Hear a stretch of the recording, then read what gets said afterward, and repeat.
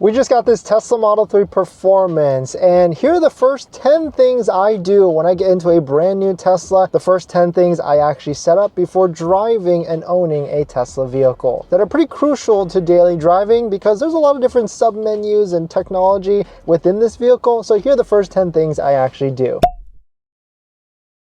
And this is all going to be within the settings of the actual entertainment system and the UI, because Teslas, they're simple and they're intuitive, but they're also kind of like an iPhone with a bunch of different menus and sub settings and everything. But before we get into that, this is our Tesla Model 3 Performance 2024. We got it pretty recently at the end of December, and it's been a fun drive so far. As you can see, there really isn't too many modifications on it, but let me show you the menu first. And this is all going to be within the settings menu of the Tesla vehicle. So not like getting tints or other things like that, like a phone mount. There's a separate video on the first 3 things I actually buy when owning a Tesla, so definitely check out that one on the channel. So the first thing that you have to do is set up a driver profile. This is where you're going to set up all your different mirrors and seat settings, everything really. Spotify, your air conditioning, everything is set up and linked to this. So I would start here and make a profile for yourself and label it your first name or whatever you want, maybe even your nickname. The next thing, the second thing after that is going to be your dynamics. This is the settings that I like. I actually prefer chill because I don't want to kill through all my tires, but every once in a while I like switching it to insane if I know I need to beat someone on the highway.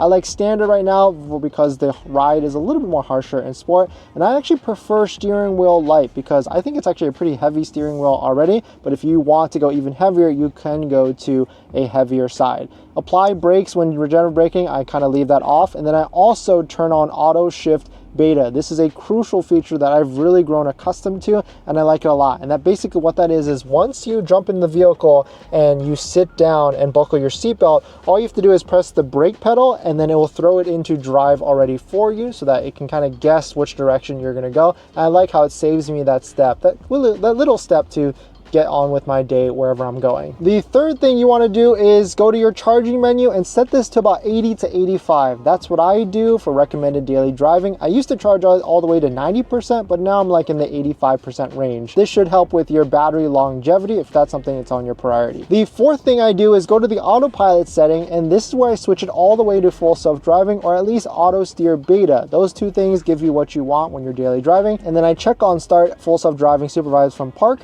and then I switch it to hurry mode so that it's a little bit more aggressive depending on where you're going. I also turn on actually smart summon because every once in a while I use that feature from backing out of my driveway.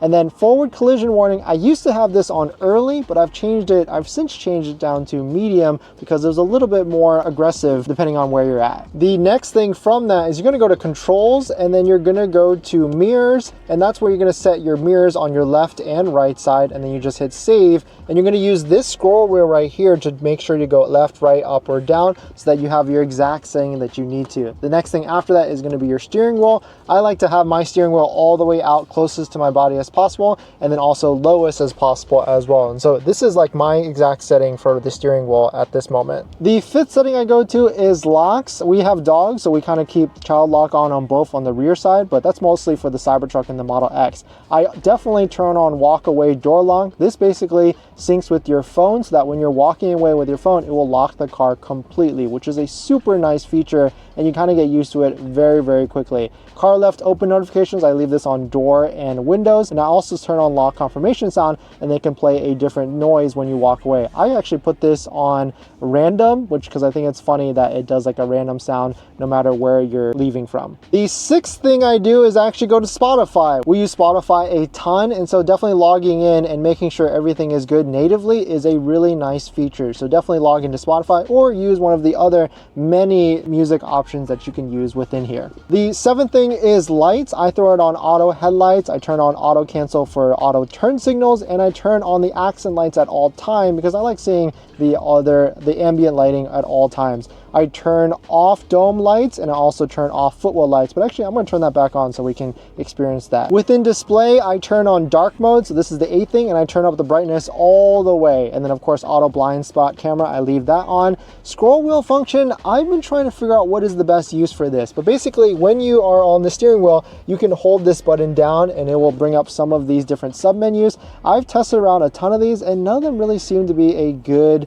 experience, or it makes a lot of sense for a use case. So I'm still testing that one. I'll get back to you all on that one. Now we're in the navigation, and this is by far my most favorite part of owning the Tesla vehicle because of how integrated this portion actually is. I turn on HOV lanes because we have the car code sticker. I leave off avoid toll lanes, and then I turn and mute off the navigation voice, but you can leave that on if you need to. I really like the navigate because you should definitely set up your home and work all the time, because here's the quick tip on this one. If you swipe down on this like that, I don't want to swipe because it's going to show my house, but if you swipe down or swipe to the right, depending on where you're at, it will guess, depending on what time it is, your location, where you need to go already. So if you just swipe it really quickly, it will show you and pre-program in your home or work so that you can quickly go to wherever you need to go and not waste time with the navigation. You'll also notice with the navigation that I really like the satellite view, and there's multiple reasons on why this actually is, but before I tell you why, here's how you trigger it on and off. You go to this button right here on the top right.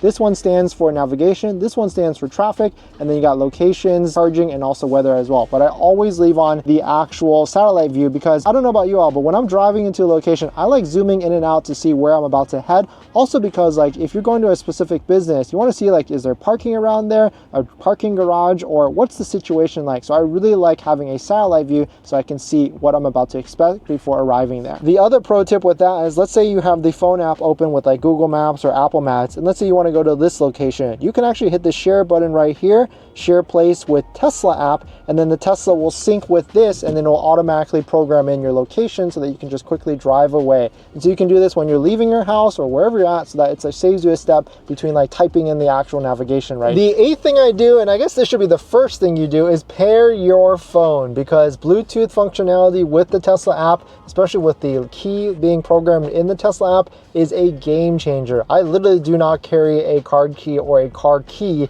at all anymore, and basically this is what you need, and you can drive the vehicle just with this. The next to last step is definitely set up your Wi-Fi with your home network or whichever, because if you do that, then your Tesla will be able to receive updates, download map updates, and everything within that, so that you can always be updated with the latest and greatest features. So that's pretty much it. Those are like the 10 things I set up when I get a brand new Tesla or a new Tesla that make my life a little bit easier. And of course, shout out to the team at Tesla for creating a fantastic UI technology piece of device, basically an iPad in the middle of your Tesla vehicle. Let us know, did I miss anything? What are some of your favorite things that you like setting up that you use on a daily basis? There's a ton of tips and tricks within the Tesla UI, and hopefully this helps you get started with your brand new Tesla. But thanks for watching. Please hit that like, and I'll see you guys in the next one. See ya.